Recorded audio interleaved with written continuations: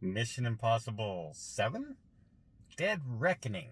This is the one you've been waiting for. Yep. You're going, Maverick, Maverick, Maverick. Mission Impossible. It's coming. Yep. And, okay, I'll let you go first, since this is the one that I was looking forward to. You always make me go first. I know. Because you want to gauge what my reaction is. No, you want me to go first? Yeah, go for it. Okay. It's a very long movie. It's close to 3 hours long. But at no point was I sitting in this movie going, oh, what's happening? Why is it taking so long? I was intrigued the whole movie. There were no dead spots. There were no dead spots. And it wasn't all action. No? There's a lot of action. And for somehow, Tom Cruise has managed to throw another, no spoilers, but a new twist in the driving getaway car scenario. Yeah. Like I'm going and I'm going, that's genius. I'm watching it and I'm amazed at his skill still. And I'm looking at that going, that's genius. Imagine Fast and the Furious and Mr. Bean mashed together. Yeah. And also the way he had to drive because of the situation, right? Mm-hmm. So we won't spoil it. And it's all live. It's all speeding through Venice, the actual streets, all done practical effects. And that's what stands out about Mission Impossible.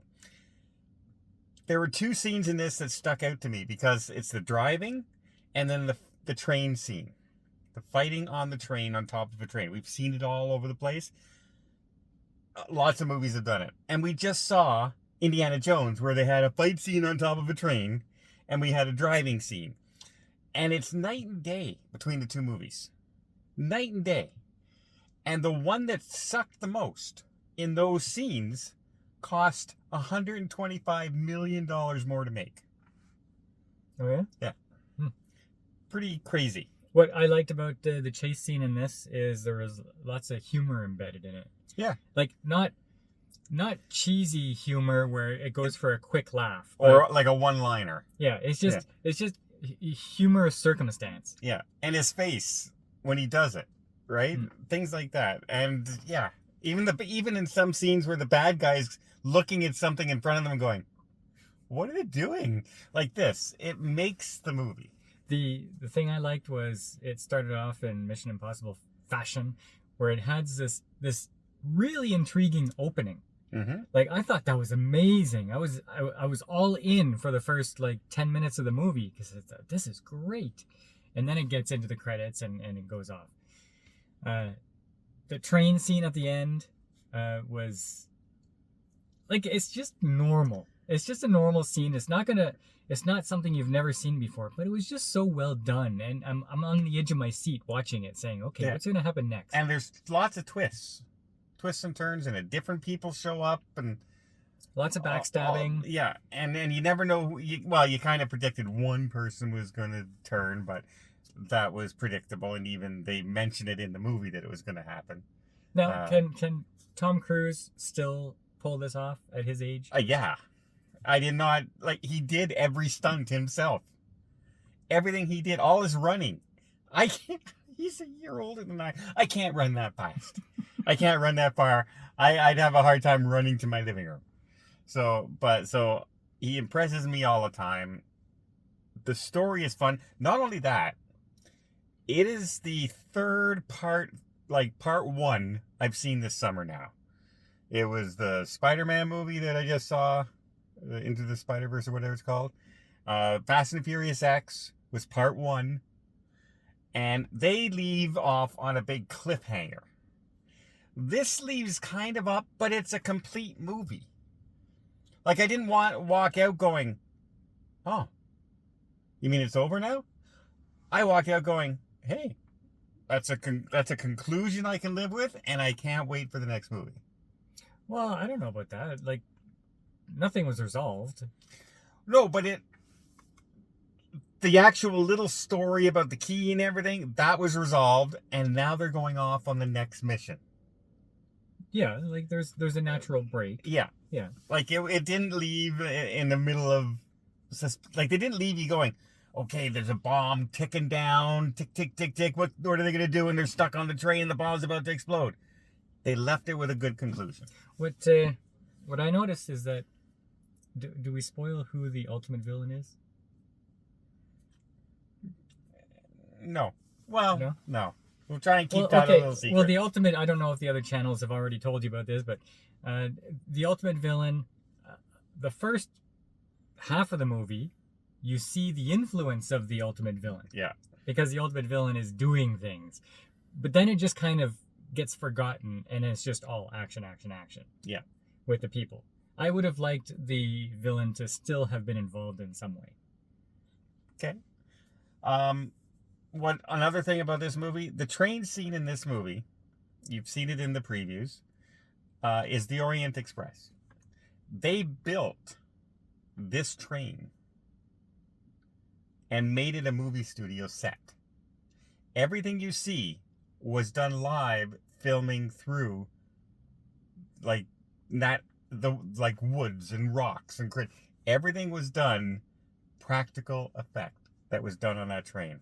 And when you think back to all the stuff that they were doing, climbing around and everything, I don't care if they had a wire on or not. It's still pretty impressive. So now, okay, so I'm watching, and near the end of the movie, I'm thinking, okay, Hailey Atwell. Yeah.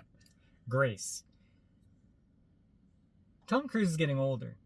Yes. Is this a handoff movie? No. Or the movie before he hands it off?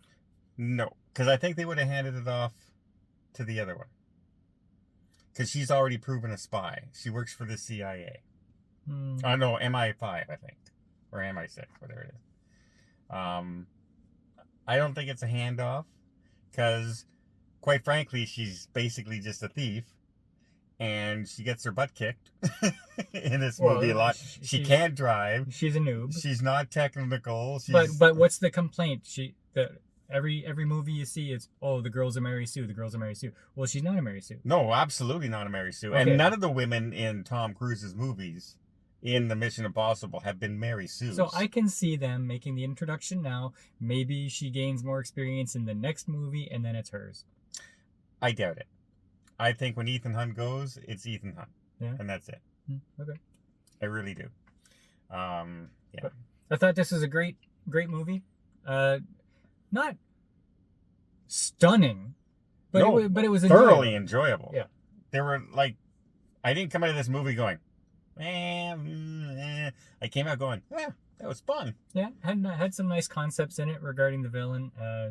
You can see how dastardly they could be, and that was neat. And like I said, plot twists, special effects, good acting. All the characters I liked or hated, depending on what their role was. And yeah, I can't wait for the next one. I have to wait a year. At least it's only 1 year. They probably filmed it at the same time. Yep, pretty much most of it. They filmed all this during the pandemic. So this was the movie that Tom Cruise was filmed him yelling at the crew because they kept catching the same guys taking their mask off on the movie set. The same 3 guys. And he freaked out on them one day and just said, I'm trying to save your jobs. And he freaked out on them, and he had every right to. He was footing the bill. Actually paid for a cruise ship to put his crew in while they filmed this out of his own pocket. And they were doing stuff like that. So yeah, good on him. Totally impressed. Again, I would die doing half the stunts he does in these movies. Half of them? Half of them. I mean, just the height. Only half. Just the height ones. Like, you know how we see him jump off the cliff on the motorcycle in every preview?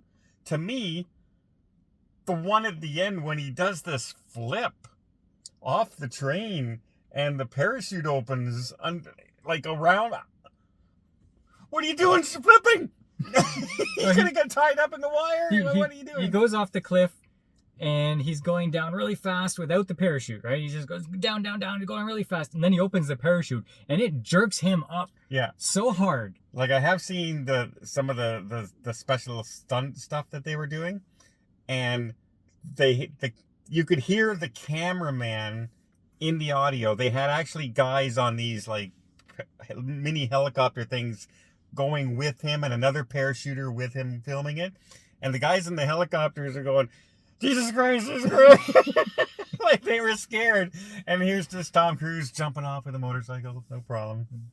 So yeah, again, this is now, I think this has a chance to be the Maverick of this year.